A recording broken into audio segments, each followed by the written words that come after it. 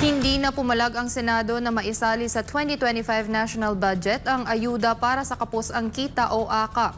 Kung bakit, alamin sa balita ni Carla Abellana. May hati na ang mga senador sa ayuda para sa kapos-ang kita o AKAP program para sa taon 2025.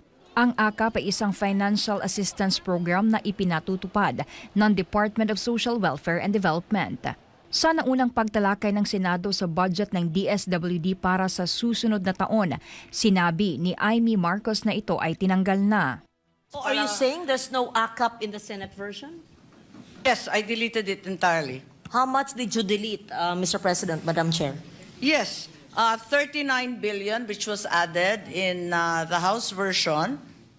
Pero matapos ang bicameral meeting ng mga kinatawan ng Senado at Kamara araw ng Miyerkules, ay kinumpirma mismo ni Senadora Grace Poe na kasama na ang AKAP sa 2025 national budget. Paliwanag ni Poe, chairperson ng Senate Committee on Finance, na pumayag na dito ang mga senador dahil para naman daw ito sa mga nangangailangan.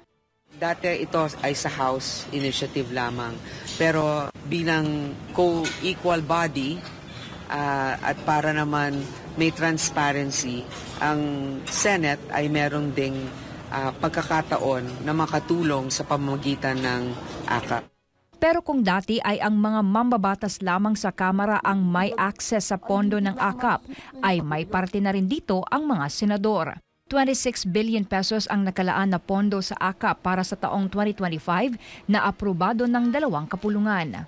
Mula rito, 21 billion ang nakalaan sa Kamara habang 6 billion naman sa Senado.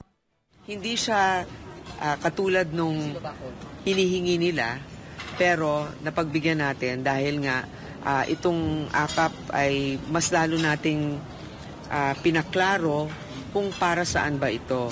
So ito ay para pangtulong dun sa mga nangangailangan na minimum wage earners na apektado ng mga sitwasyon o kaya ng inflation ngayon.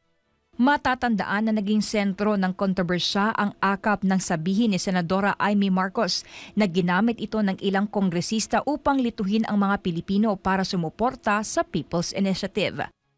Para sa Diyos at Pilipinas kong mahala, Carla Abellana, SMNI News.